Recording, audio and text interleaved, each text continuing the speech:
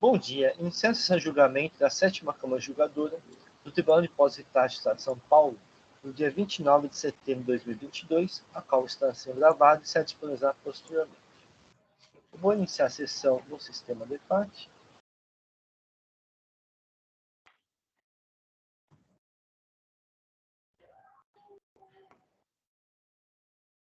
Muito bem, vamos iniciar os trabalhos com os processos que a de sustentação oral e o patrono está presente. Então, começando com o processo da Amazon, Serviço de Varejo do Brasil Limitado, é um recurso ordinário, relator é o Dr. Paulo Maceto.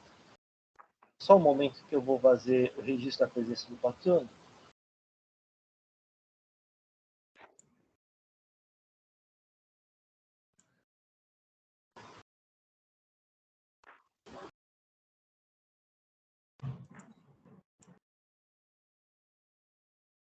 Muito bem, Dr. Paulo, nos apresenta os autos? Um segundo só. Segundo só, tem só uma acusação do AIM, que é deixar de emitir nota fiscal eletrônica, modelo 55, no período de janeiro de 2015 a março de 2018, no valor de R$ 136.400.657. Referente à venda de livros eletrônicos, e-books, aqui é só para ficar claro, é o conteúdo do livro e não aqueles leitores de e-book, né? Antes de iniciadas as saídas correspondentes, conforme se comprova pelo demonstrativo e documentos juntados. O contribuinte apresentou defesa, houve a manifestação do auditor fiscal da Receita Estadual e a decisão de primeira instância julgou procedente o AIM. A autuada apresentou recurso ordinário. A 13ª Câmara Julgadora anulou a decisão de primeira instância, teve nova decisão, então, que continuou julgando procedente o AIM. Em face dessa decisão, a autuada apresentou o seu recurso ordinário, que ela vai fazer a sustentação oral, e é esse o relato, presidente. Obrigado, Dr. Paulo. Então, Dr. Luiz, fique à vontade de fazer a sustentação oral. Vamos lá. Vocês me escutam bem? Sim. Bom dia, doutor Inácio, doutor Paulo, doutor Alexandre, doutora Maria Anselma, doutor Tabir. Prazer estar aqui de novo para falar com vocês e fazer a sustentação oral desse caso específico da Amazon. Ele já é um caso que ele já está andando há algum tempo, né? Porque ele já teve uma anulação da 13ª Câmara. Na época, o doutor Inácio foi o relator do caso, inclusive, e determinou a anulação porque a decisão de primeira instância primeiro havia tratado de matéria estranha ao debate aqui dos autos, e especificamente ela não tratou dos argumentos da recorrente da decisão e nem sobre a questão dos requisitos para a aplicação do 527. Então, esse foi o motivo pelo qual a decisão foi inicialmente anulada e aí teve uma nova decisão, inclusive pela mesma fiscal, que agora volta para novo debate. A Amazon continua entendendo, e por isso eu fiz questão aqui de voltar para a sustentação oral, de que o tema não está sendo tratado, ou pelo menos não foi tratado pela decisão como deveria ser, e debatendo as questões importantes que estão relacionadas a esse assunto. A história é bastante curiosa e, na minha opinião, uma autoriflação esdrúxula. Nós estamos discutindo aqui um valor de 130 milhões de reais para falta de emissão de documento fiscal de um bem que é imune, ou seja, de livro.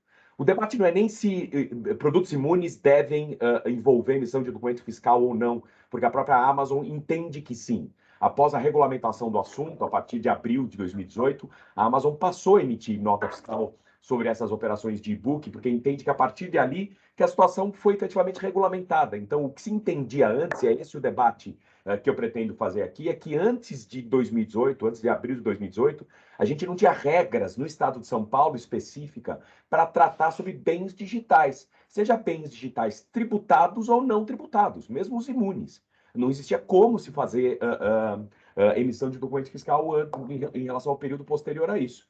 E na visão da recorrente, não é razoável que se apegue às regras gerais para tratar de uma situação que é organizada pelo próprio regulamento de maneira distinta. Bens e mercadorias digitais sempre foi tratado pelo Estado de São Paulo de modo distinto. Então, o que entende a recorrente é que os pontos principais as legislações aplicáveis ao assunto, a resposta à solução de consulta que trata de bens digitais, não foram tratadas novamente pela decisão de primeira instância. Por isso que até faz-se ali um pedido novo de nulidade. A resposta da decisão de primeira instância sempre é numa linha de dizer, não, mas escuta, tem uma regra geral para emissão de nota fiscal, não existe debate sobre a imunidade aqui no caso, mas sendo produto imune, tem que emitir nota fiscal e ponto final.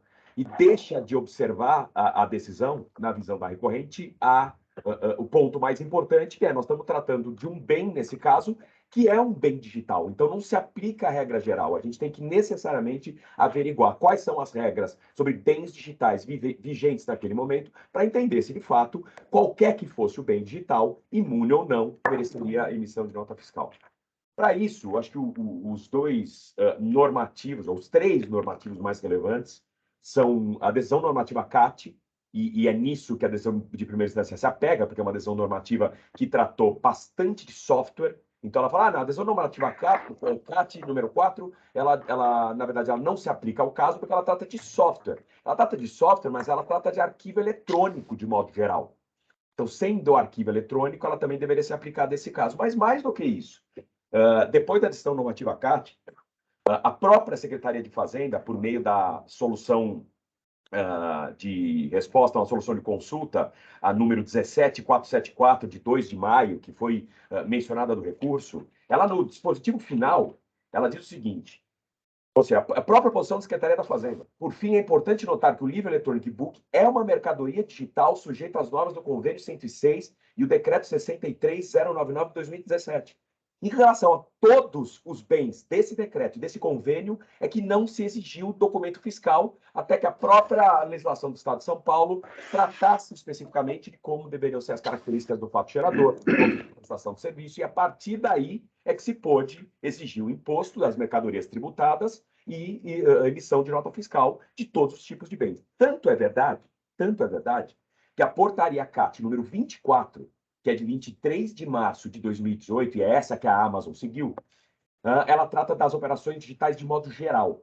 E no item 1, ela fala de softwares, programas de computador, jogos eletrônicos, aplicativos, etc. E tal. No item 2, ela fala conteúdos de áudio, vídeo, imagem de texto com seção definitiva download, vírgula, respeitada a imunidade dos livros e periódicos. Os e-books fazem parte da portaria CAT 24. Então, a partir dessa portaria, quando passou a ser efetivamente regrado no Estado de São Paulo, como trataríamos bens digitais, sejam eles quais fossem, passou-se a tributar as mercadorias e bens digitais e passou-se a emitir nota fiscal para todas essas operações, sejam elas tributadas ou imunes. Então, o que parece para a recorrente é que não foi examinado esse argumento principal, nem na primeira decisão de primeira instância, nem na segunda, decisão, porque o fundamental aqui é partir-se da premissa de que um e-book é um bem digital, e sendo um bem digital, ele deve seguir as regras previstas no regulamento para todos os bens de mercadorias digitais. De fato, como nós estamos tratando de uma situação imune, ele não vai ter tributação, mas a gente não tinha nem regras sobre definição de fato gerador local da prestação de serviço até esse momento. E é por isso que as outras mercadorias digitais também não foram tributadas e também não se exigiu documento fiscal. Então, o ponto principal da minha sustentação oral está bastante fundamentado nesse aspecto, ou seja, e claramente a empresa queria cumprir as obrigações, tanto que depois a portaria CAT foi editada, no mês seguinte ela passou a emitir nota. Não houve dúvida em relação a isso. O outro ponto, que é, só para finalizar aqui a minha sustentação oral, que é a aplicação do 527A, caso realmente a gente passe por esse aspecto de mérito e a autoinfração não seja cancelada, então a gente tem lá. Em relação ao 527, aponta a decisão de primeira instância que seria uma empresa de grande porte e que ela teria antecedentes, e cita um auto de infração, para que ela não pudesse aplicar a eventual redução ou relevação da multa.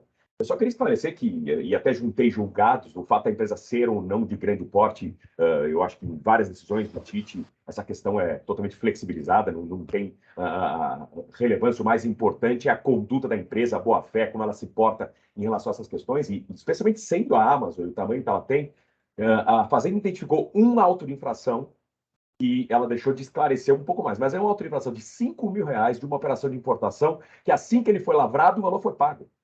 Ou seja, não tinha nenhuma acusação fiscal contra a Amazon. Nenhuma.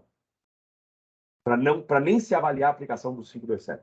Então, para finalizar minha sustentação oral, o primeiro pedido é de anulação, porque eu entendo que a decisão não tratou desses aspectos mais importantes relacionados à caracterização do livro digital como um bem digital, e aí sim deveria seguir as regras específicas, seja para tributação, para caracterização da imunidade e emissão de documento fiscal, ou seja, a aplicação aqui da portaria 24, que é ela que traz o regramento sobre o assunto.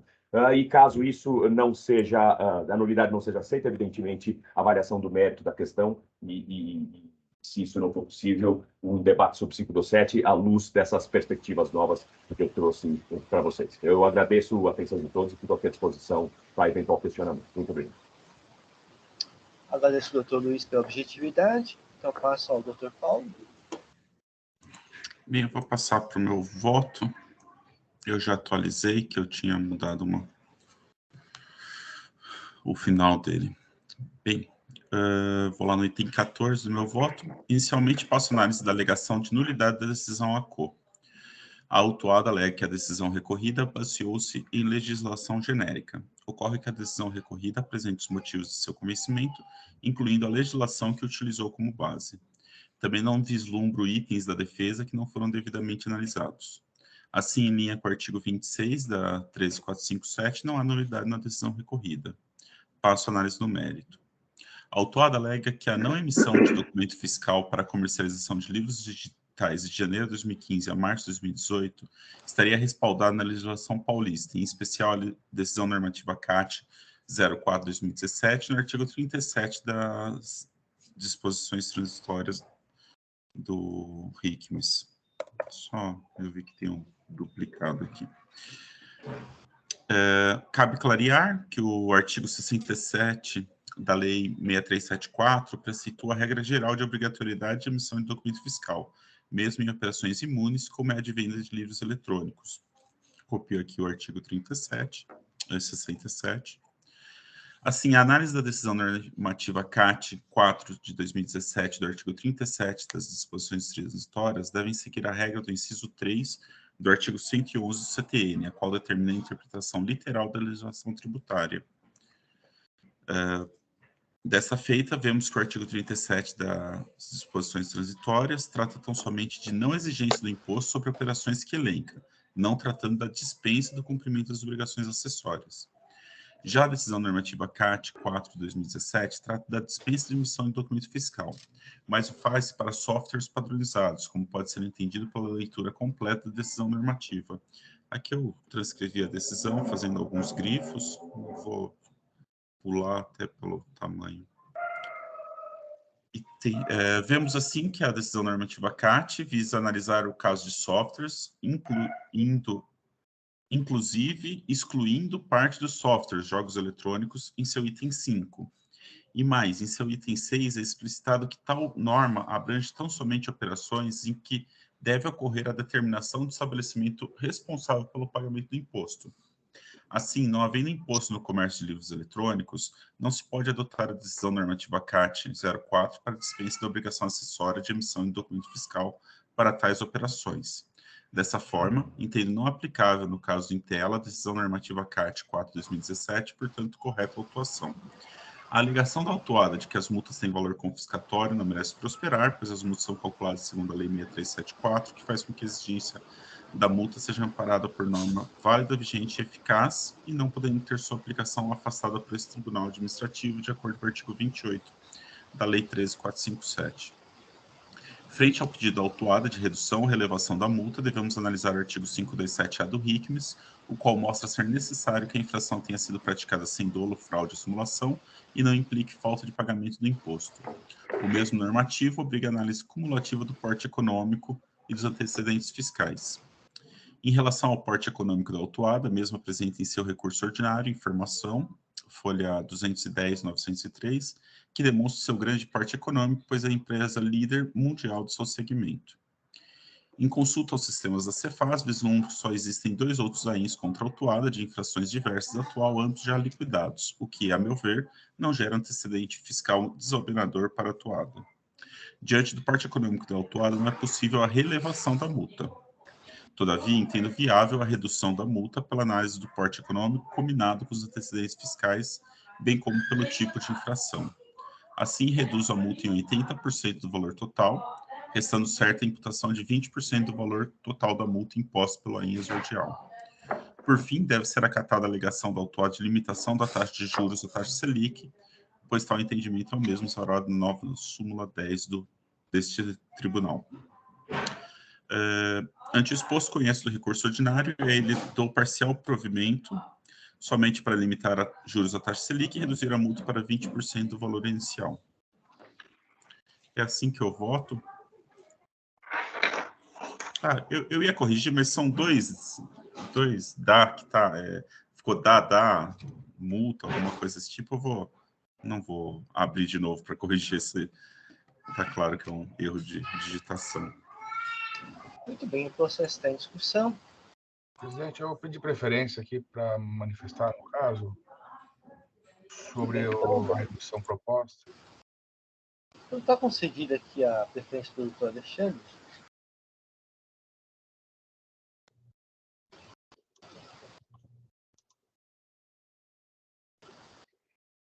Eu acho que já está disponível.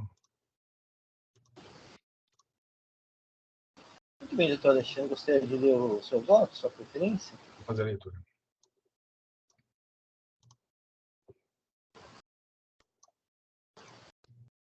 Só um minuto. Pedi preferência apenas para manifestar sobre o deferimento do benefício do artigo 527-A do RICMES à contribuinte, adotando desde já o detalhado relatório apresentado pelo ilustre juiz relator Paulo Rafael Mineto Maceta, a quem rendo minhas homenagens. As regras do artigo 97, 6 e 172 do CTN, 92 da Lei 6374, 92 do Decreto 54486 de 2009 e 527A do Regulamento, a seguir transcritas, traçam um norte de como a redução das penalidades pode ser deferida pelos órgãos de julgamento. E eu transcrevo aqui as regras da legislação que eu menciono, com alguns destaques. Seguindo meu voto.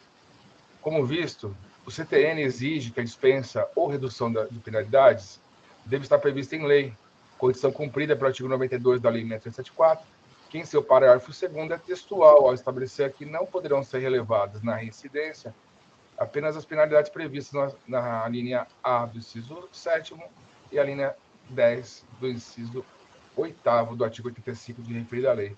Infrações essas que não se apresentam no único item do auto de infração ora analisado. Veja ainda que não há, nas demais regras acima transcritas, qualquer disposição normativa que limite o percentual de redução que venha a ser aplicado pelos órgãos de julgamento, havendo apenas menção no artigo 527-A, parágrafo 3º, que se leve em consideração o porte econômico e antecedentes fiscais do contribuinte. Pois bem, a contribuinte argumenta não desconhecer a regra geral de emissão de documentos fiscais nos casos de operações imunes, tratada no artigo 67 da Lei 6374 de 89.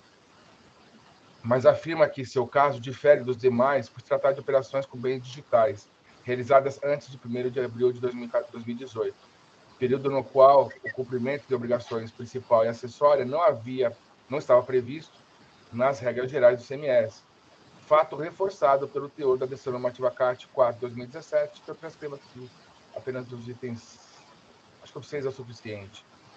Diz aqui a decisão normativa CART, no item 6, até que fique definido o local da ocorrência do fato gerador, para a determinação do estabelecimento responsável pelo pagamento do imposto, não será exigido o imposto em relação às operações com softwares, programas, aplicativos, arquivos eletrônicos e jogos eletrônicos pormenorizados, padronizados, ainda que sejam opostos a ser adaptados, quando disponibilizados por meio de transferência eletrônica de dados, download ou streaming.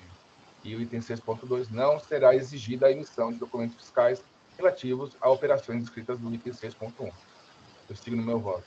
Assim, excusável a atitude da empresa na forma como entendo, pois foi em setembro de 2017, mesmo sob a vigência da regra do artigo 67 da Lei 6374, que estabelece a necessidade de emissão de documentos fiscais, mesmo no caso de operações imunes, que o órgão consultivo do Fisco Bandeirante deixou clara a inexigência de emissão de documentos fiscais relativos a operações realizadas com meios digitais. Inexigência que deveria durar até que o fisco ficasse definido pela legislação vindoura, o local de ocorrência do fato gerador para determinação do estabelecimento responsável pelo pagamento do imposto. Nestes termos, tendo em vista tanto a previsão de inexigência de emissão de documentos fiscais relativa a operações com bens digitais, deferida pela Direção Normativa CAT 4/2017, gerando dúvidas na maneira de agir dos contribuintes, e, tendo em vista ainda a verificação já realizada pelo ilustre relator acerca de terem sido preenchidos os requisitos de lei necessários para que se defina o benefício do artigo 527-A do regulamento, na modalidade de redução, quais sejam de que a infração não implica falta de pagamento do imposto, não foi praticada com dolo, fraude ou simulação, e que os antecedentes fiscais da contribuinte não impedem o deferimento do benefício, acompanhe o seu voto, mas propondo que seja deferido percentual maior de redução do valor da penalidade, pois entendo que o porte econômico da autuada deva ser levado em consideração, mas não se mostra como um fator impeditivo de que a redução da multa seja deferida em maior proporção. Ante o exposto, conheço o recurso ordinário da contribuinte, a ele dou parcial provimento, apenas para reduzir a penalidade aplicada anual de infração para o patamar equivalente a 1% do valor originalmente imputado a título de multa, acompanhando, quanto ao resto, o voto apresentado pelo ilustre juiz relator. Como voto, presidente? Agradeço ao doutor Alexandre. Então, o processo está em discussão ainda. Bem, considerando esse caso específico dos autos, né, e as razões apresentadas do doutor Alexandre, também a empresa forneceu os recibos, né, e realmente poderia haver essa dúvida, né, eu vou comprar o doutor Alexandre nessa redução.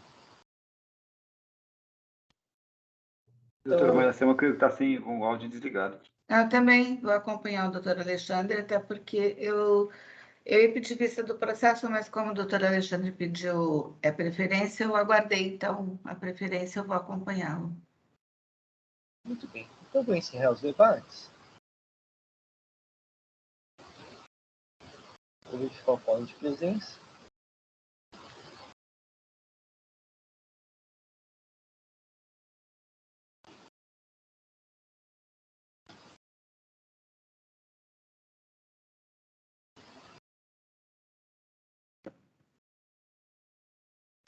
Vou iniciar a votação.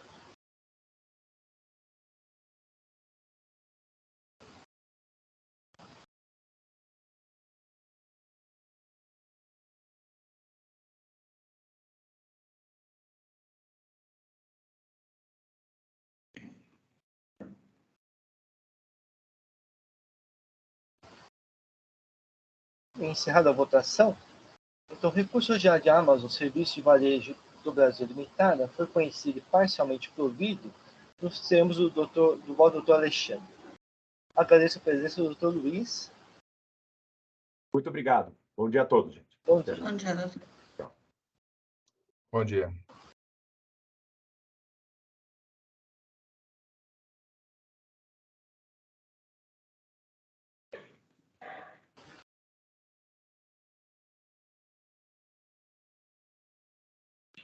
Vou passar para o processo de Guardo Partes, distribuidor de autopeças limitado, recurso ordinário, relatoria do doutor Alexandre, não há protesto de sustentação oral. Doutor Inácio, nós temos aqui uma pessoa na sala também, Bruno. Não sei se, embora não tenha o protesto, né, como a lei prevê, não sei se ele é patrono da parte ou se veio só acompanhar. Doutor Bruno, o senhor está presente?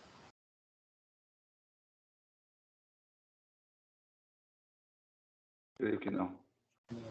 Eu também não tinha me atentado, mas realmente tem. Bruno Correia, né? Doutor Bruno? O áudio está fechado, doutor Bruno. É do Pedro Neto.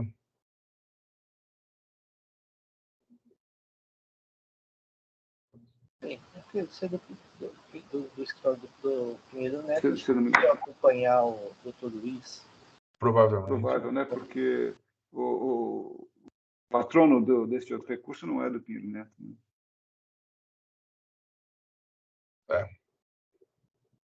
Muito bem. Então, doutor Alexandre, o processo de Guarupari está aberto? Eu vou editar aqui o... Volta, só um minutinho.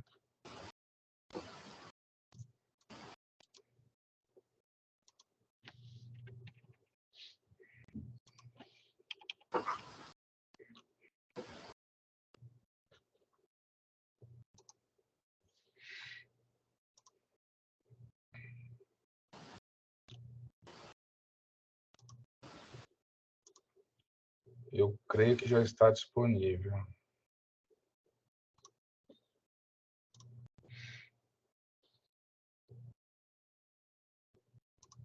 Vou fazer a leitura aqui. O doutor Alexandre nos apresentou os autos? Bom dia a todos novamente.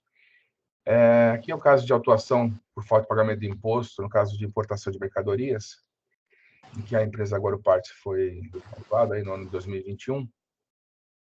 E esse caso aqui se resolveu por uma questão diferente, né, do mérito. Eu vou ler relatório e voto para deixar claro que trata-se de um recurso ordinário da contribuinte contra a decisão de primeira instância, folhas 403 e 404, que não conheceu da defesa do contribuinte por considerá-la intempestiva e julgou procedente o auto de infração, que contém a acusação de falta de pagamento de imposto, no caso de importação de mercadorias. A contribuinte foi notificada em 29 de março de 2021, juntou procuração no dia 29 de abril, às folhas 237, protocolou, na mesma ocasião, a defesa, por 2 vezes, né? Folhas 238, 401 e 403, 404. E veio aos autos de decisão de primeira instância de julgamento de presidente prudente, inadmitindo o processamento da defesa por considerá-la intempestiva. A contribuinte apresentou recurso ordinário, sustentando, em linhas gerais, que a defesa apresentada seria tempestiva, e aí faz o cálculo, tentando justificar aqui a contagem de prazo, por entender que não é o caso de tempestividade, que existe condição alternativa e não terminativa da contagem de prazo após 10 dias da comunicação, e aí menciona aqui a regra novamente da Lei 13.457, que a responsabilidade pelo recolhimento do imposto referente ao desembaraço aduaneiro é do importador, que o imposto teria sido devidamente recolhido, pois o contribuinte é a empresa enquadrada no Simples Nacional, e pede subsidiariamente que seja recapitulada a infração para o pagamento de multa prevista no artigo 85.4, a linha I da Lei 674, ou benefício do artigo 92, parágrafo 1º da Lei 674. Adotar a representação fiscal apresentou contra-razões, opinando pelo não provimento do recurso ordinário, porque no mérito, caso conhecida a tempestividade, seja anulada a decisão de primeira instância, pois essa não apreciou as razões do mérito da defesa. Eu vou a meu voto. Conheço o recurso ordinário da contribuinte, passando a sua análise. Como consta dos autos, por meio da decisão de primeira instância, a unidade de julgamento de presidente prudente não admitiu o processamento da defesa da contribuinte, por entender que foi apresentada fora do prazo legal. Analisando a documentação apostada aos autos, verifica-se que a contribuinte foi notificada da labratura do AIM, via DEC, com cientificação eletrônica realizada no dia 29 de março de 2021. E é fato que, em referida notificação, constam informações detalhadas acerca da metodologia de contagem de prazo para a defesa, bem como das consequências desta não ser apresentada dentro do prazo de 30 dias, conforme texto que segue transcrito. Aqui isso consta do texto da notificação. Então, nós temos do inciso 2º, do artigo 2º da Lei 13.918, e inciso 1º do artigo 27 da Portaria CAT 198, fica o contribuinte notificado da labratura do auto de infração, imposição de multa, devendo apresentar defesa no prazo de 30 dias. Será considerada realizada essa notificação via domicílio eletrônico do contribuinte no dia em que houver a consulta eletrônica ao seu teor. Nos termos do artigo 100, parágrafo 1º e 2º do Decreto 5.4.486, decorrido o prazo de 30 dias da data em que se considerar realizada essa notificação, sem que haja apresentação de defesa, o auto-infração será encaminhado ao delegado regional tributário para ratificação e implicará na inscrição do débito em dívida ativa do Estado. Eu sigo no meu voto. A sentença contribuinte, sendo notificada em 29 de março de 2021, uma segunda-feira, resulta que o prazo de 30 dias para a prestação de defesa se encerrou no dia 28 de abril de 2021, uma quarta-feira. E, ao que parece, a contribuinte tinha ciência de que este era o prazo fatal para a prestação de defesa, tanto que é esta a data que consta expressamente grafada no texto da defesa que foi por ela protocolada 2 vezes, como pode ser verificado das folhas 254 e 336 dos autos. Ocorre que as 2 defesas retromencionadas foram oficialmente protocoladas pela contribuinte apenas no dia 29 de abril de 2021. A primeira delas, folhas 238, e a segunda, as folhas 320. Ou seja, ambas vieram aos autos um dia após encerrado o prazo previsto na legislação para tanto, conforme previsão dos artigos 6º, 7º, 35, 78 da Lei 13.457, ou mesmo dos artigos 70, 71, 100, 122 do Decreto 54.486 a seguir transcritos. Eu transcrevo aqui as regras normativas a respeito desse assunto. Sigo no meu voto. Importante ressaltar que o artigo 122, parágrafo 2º do Decreto 54.486, reto transcrito, traz exceção da regra de início da contagem de prazos, informando que as intimações poderão ser consideradas como efetivamente realizadas no primeiro dia útil seguinte ao da consulta eletrônica, e isso ocorrerá apenas quando essa consulta for realizada em dia não útil, sábados, domingos, feriados, etc.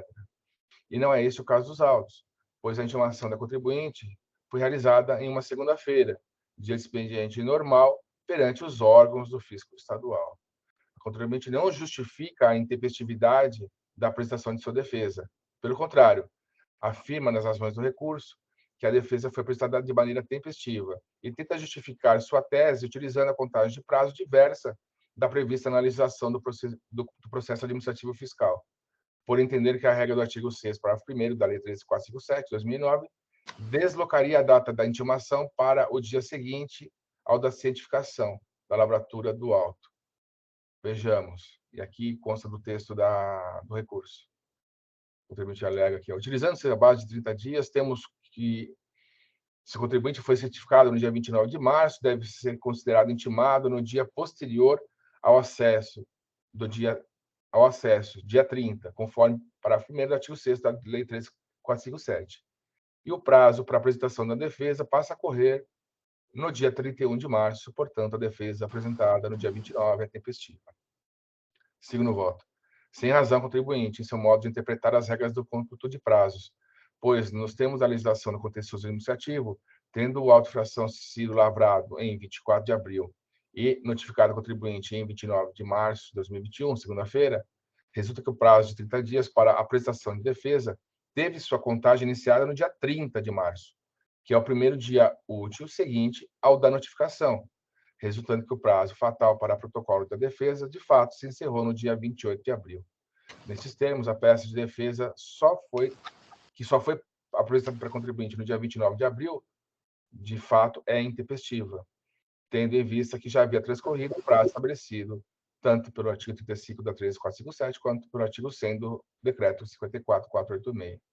Conclui-se, portanto, que agiu corretamente o douto jogador tributário ao inadmitir a defesa, por intempestiva, pois essa é a previsão do artigo 29, inciso 1 da Lei 13.457, que eu transcrevo a seguir.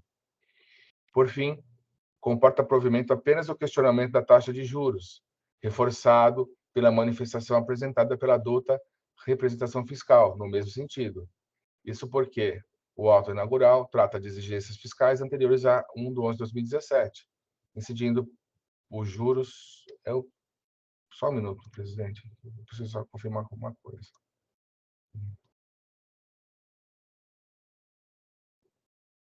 Sim.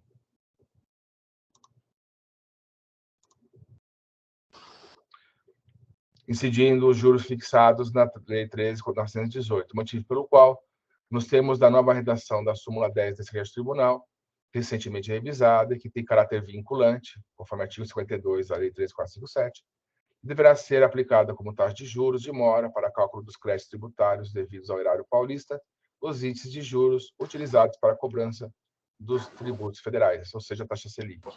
Nestes termos, conheço do recurso ordinário da contribuinte e dou parcial provimento apenas para que os juros aplicados na acusação fiscal sejam limitados à taxa Selic, conforme súmula 10 do TIT, mantendo-se no mais a decisão recorrida nos termos em que proferida.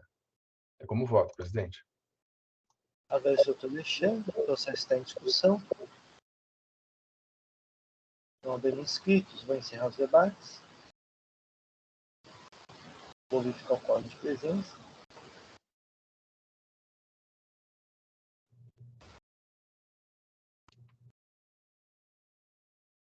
Vou iniciar a votação.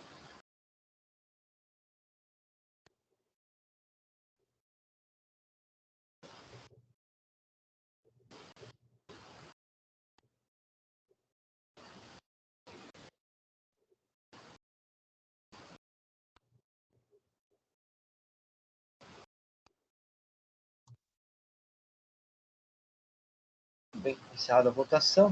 O recurso ordinário de Guaruparte, distribuidor de autopeças limitada, foi parcialmente conhecida, na parte conhecida provida.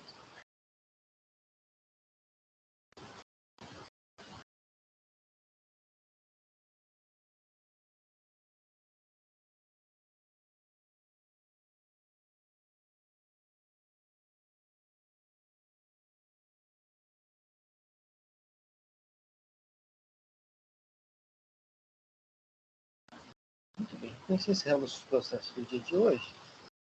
Vou encerrar a sessão de julgamento no sistema do EPAT.